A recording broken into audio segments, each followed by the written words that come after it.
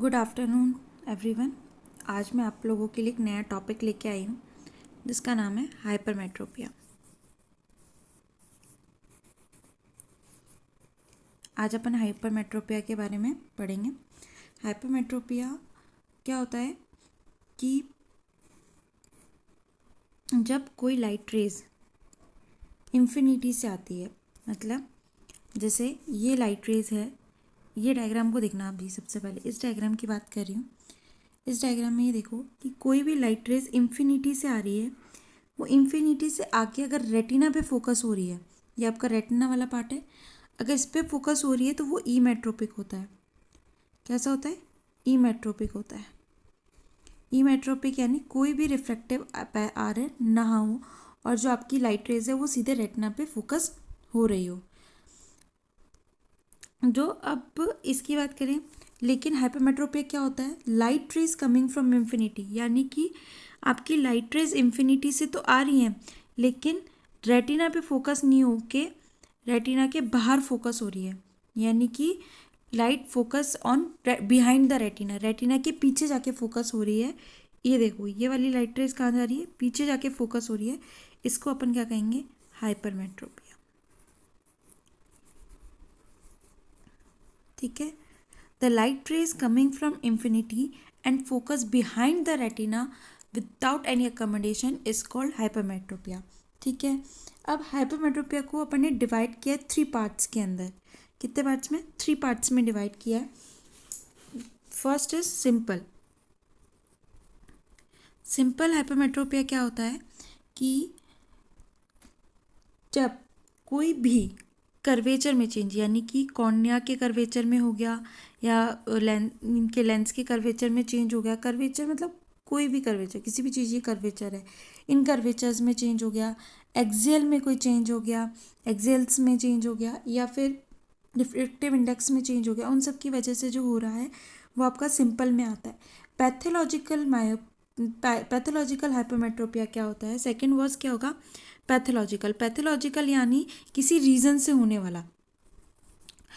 किसी रीज़न में क्या होगा? जैसे कि आपका ये मान लो कोई ट्रॉमा हुआ, ट्रॉमा की वजह से आपका लेंस ही डिसलोकेट हो गया, यानी कि आपका ये लेंस था, इस जगह पे लेंस है, ये देखो ये लेंस है, ये अपनी पोजीशन से डिसलोकेट हो गया, ये यूँ हो गया, या कोई भी और पोजीशन में चला गया, ये यूँ चला गया, तो ये अपनी जगह से तो हट गया। उस वजह से जो हो रहा है वो आपका पैथोलॉजिकल हो रहा है। अपन ने कैटरेक्ट सर्जरी कर दी है ना, मोतियाबिंद सर्जरी कर दी, कैटरेक्ट सर्जरी कर दी और लेंस नहीं डाला, यहाँ पे लेंस एब्सेंस है, ठीक है, एब्सेंट है, तो आपकी वजह उसकी वजह से जो रिफ्रैक्टिव एरर होता है वो भी पैथोलॉजिकल हाइपरमेट्रोपिया में ही हो जाता है। ठीक है, ये आपके पैथोलॉजी के अंदर आएंगे। थर्ड वॉज आएगा आपका फंक्शनल। 2 हो गए, पहला सिंपल, सेकंड पैथोलॉजिकल, थर्ड हो गया आपका फंक्शनल।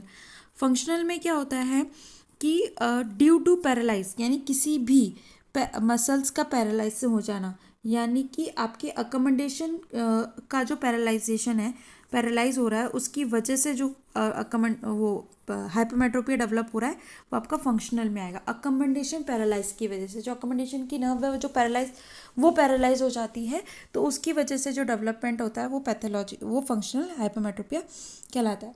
थर्ड जो आपका होता है, 3 अपन ने पढ़ लिए, तीनों अपने सिंपल, पैथोलॉजिकल और फंक्शनल, 3 हो गए। अब अपन बात करते हैं कि टोटल हाइपरमेट्रोपिया क्या होता है। टोटल हाइपरमेट्रोपिया आपको इक्वल्स टू क्या होता है? Latent plus manifest. क्या होता है? Latent plus manifest.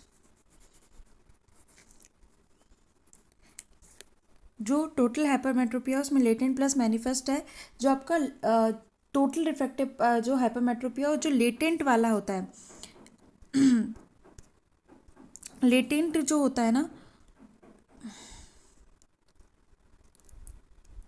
ये लेटेंट वाला आपका करेक्ट किया जाता है सिलेरी मसल्स की टोन से। जो आपकी सिलेरी मसल्स है उसकी वजह से जो रिफ्रैक्टिव एरर करेक्ट किया जा रहा है वो आपका लेटेंट हाइपरमेट्रोपिया करेक्ट करता है। सेकंड आता है मैनिफेस्ट। मैनिफेस्ट में 2 टाइप्स के होते हैं।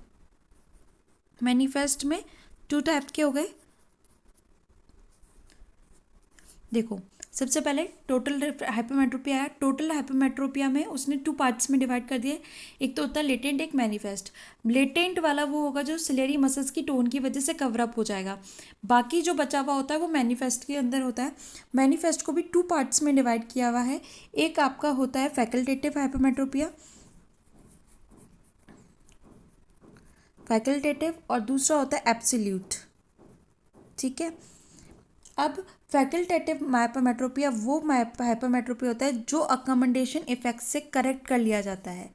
फैकल्टेटिव तो वो होता है जो अकोमोडेशन इफेक्ट से करेक्ट कर लिया जाता है, जबकि एब्सोल्यूट वाले में मतलब जो अकोमोडेशन है उससे करेक्ट नहीं किया जा सकता, वो आपका एब्सोल्यूट हाइपरमेट्रोपिया में आता है। ठीक है, अब मानो एक एग्जाम्पल से समझते हैं, ये वाला एक एग्जाम्पल से समझते हैं। टोटल रिफ्रैक्टिव पावर जो आपकी हाइपरमेट्रोपिया की है वो 6.5 है मान लिया। ठीक है, अब इसको 2 पार्ट्स में डिवाइड किया है। 2 पार्ट्स में एक तो होता है लेटेंट, एक होता है मैनिफेस्ट। लेटेंट में क्या हुआ कि इसने सिलेरी मसल्स की टोन ने करेक्ट करा है, मान लिया 1.5 इसकी सिलेरी मसल्स ने करेक्ट कर लिया। कितने बचे?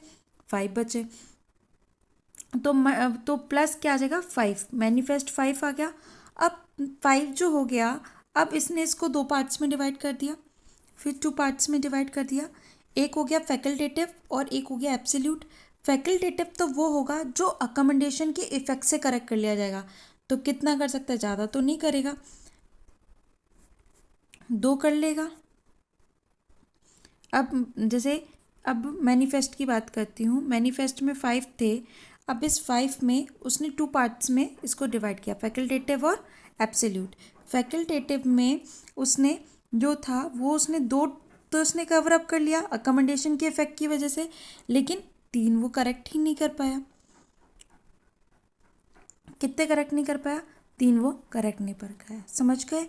फर्स्ट टोटल हाइपरमेट्रोपिया 6.5 थे, सिलेरी मसल्स की टोन की वजह से उसने जिसमें साइक्लोपेजिक मान के, जो साइक्लोपेजिक हमने रेटिनोस्कोपी की, रेटिनोस्कोपी हमने साइक्लोपेजिक की, ज़्यादातर अपन हाइपरमेट्रोपिक में साइक्लोपेजिक रिफ्रैक्शन ही करते हैं, उसमें 6.5 आ रहा है टोटल रिफ्रैक्टिव पावर साइक्लोपेजिक की रिफ्रैक्शन की वजह से।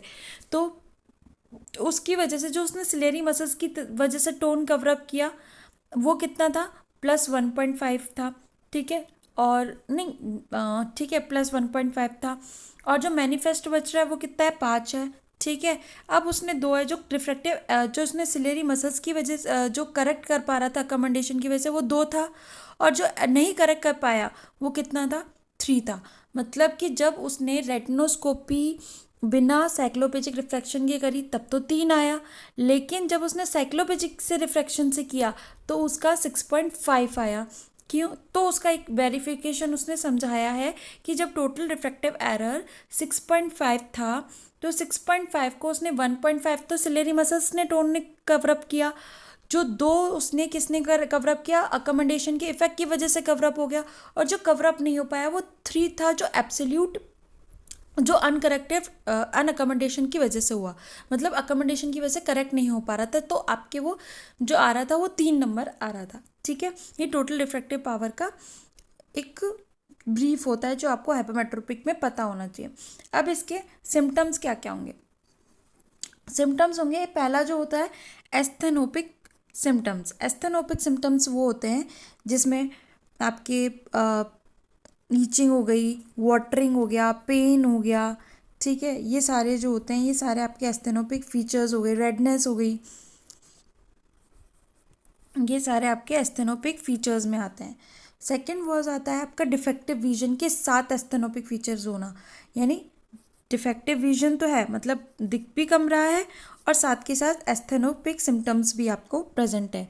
एक लास्ट जो होता है खाली सिम्टम्स दिखता है, डिफेक्टिव विजन ही है, कोई एस्थेनोपिक फीचर्स अपन को नहीं मिलते हैं। अब साइंस की अगर मैं बात करूं कि साइन हमें क्या क्या दिखाई देंगे, साइन हमें दिखाई देंगे जो आपकी आई बॉल है,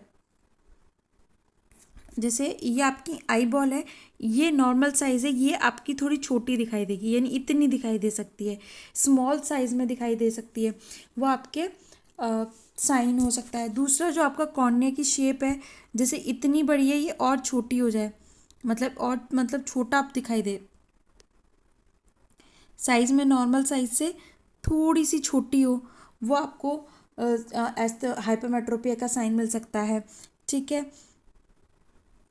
तो थर्ड जो आपका साइन मिलेगा AC शैलो, मतलब कि आपका ये वाला जो हिस्सा है ये जितना डीप है उतना थोड़ा कम मिले, हल्का सा कम मिले। ठीक है, मान लो और कम मिले, बस इतना ही मिले, तो वो आपका AC शैलो कहलाएगा। जब अपन रेटिनोस्कोपी करेंगे तो हमें उसमें जो ग्लो जिससे हमें रिफ्रैक्टिव उसके रेटिनोस्कोपी से हमें पता लग जाएगा कि उसके ग्लो मूवमेंट से कि ये हाइपरमेट्रोपिक है। ठीक है। अगर अपन फंडस एग्जामिनेशन करेंगे, पीछे के पर्दे की जो साइज चेक करेंगे, तो यहाँ जो ऑप्टिक डिस्क होती है उसकी साइज छोटी मिलेगी, स्मॉल मिलेगी। ठीक है। और जो लास्ट जो एक और अपन टेस्ट कर सकते हैं, अपन पता लगा सकते हैं, जैसे अपन ए स्कैन सुना होगा कभी, बायोमेट्री आपने सुनी होगी, जिसमें अपन एक्सेल लेंथ निकालते हैं लेंस के नंबर के टाइम पे, तब वो जो एक्सेल लेंथ यूँ वाली जो एक नॉर्मल साइज़ में होती है वो उससे शॉर्ट मिलेगी, मतलब छोटी मिलेगी। ठीक है। ये सारे आपके हाइपरमेट्रोपिक के सिम्टम्स साइंस होते हैं। अब इसकी ग्रेड की बात करें, इसमें 3 ग्रेड्स होती हैं। ठीक है। एक तो होती है लोअर, एक होती है मॉडरेट, एक होती है हाई। जो आपकी लोअर होती है वो आपकी लेस देन 2 डायप्टर होती है, मॉडरेट आपकी 2 to 5 डायप्टर होती है, और आपकी जो हाई हाइपरमेट्रोप होती है वो मोर देन 5 डायप्टर होती है।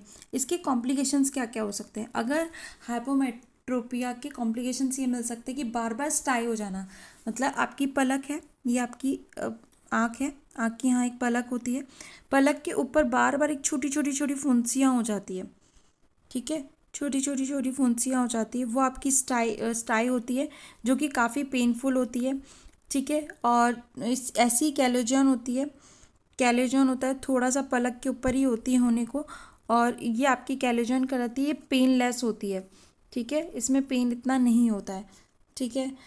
और और भी कॉम्प्लिकेशंस होती है कि बेल्फ्राइट, ये आँख है आपकी, यहाँ पलक है, पलक के ऊपर छोटे छोटे छोटे छोटे क्या होते हैं, स्पॉट से दिखते हैं, छोटे छोटे छोटे, ये से बेल्फ्राइटिस होता है। बेल्फ्राइटिस में आपको छोटे छोटे दाने से मिल जाते हैं, ये भी पलक के ऊपरी हिस्से पे ही मिलेगा आपको। ठीक है। रिकरेंट होते हैं, बार बार आते हैं। तीसरा क्या मिलेगा कि आपकी एक आई है, ये आपकी नॉर्मल आँख है, एक सीधा स्क्विंट दिख रहा है, लेकिन कन्वर्जेंट स्क्विंट मिलेगा, मतलब आँख आपकी अंदर की तरफ मिलेगी, कन्वर्जेंट स्क्विंट मिलेगा। ये जो हिस्सा है ये अंदर की तरफ आ जाएगा, वो आपको कन्वर्जेंट स्क्विंट में मिलेगा।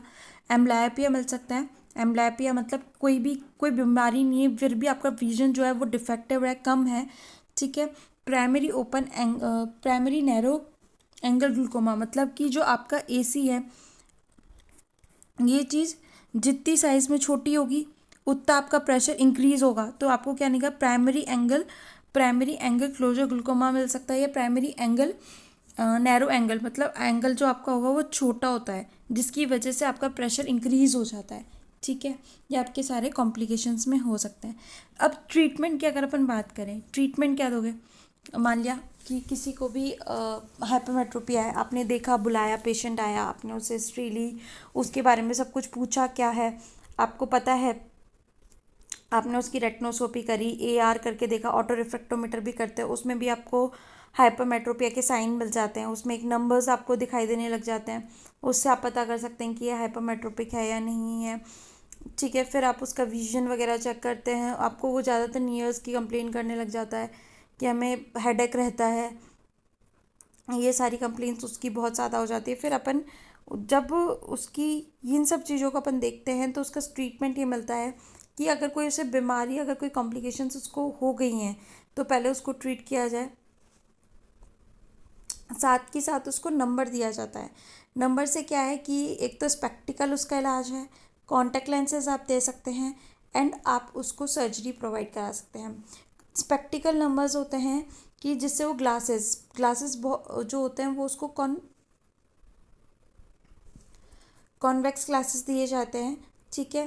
और और कॉन्टैक्ट लेंसेज यूज़ कर सकते हैं, और थर्ड ऑप्शन आपके पास सर्जरी होती ही होती है। ठीक है। Thank you. आप मैंने इसकी PDF आपको मेरे टेलीग्राम चैनल पे मिल जाएगी। आपको अगर ये लेक्चर्स अच्छे लगते हैं, पसंद आते हैं, तो प्लीज़ लाइक एंड सब्सक्राइब ज़रूर करिए, और इसकी PDF आप मेरे टेलीग्राम चैनल से ले सकते हैं। Thank you.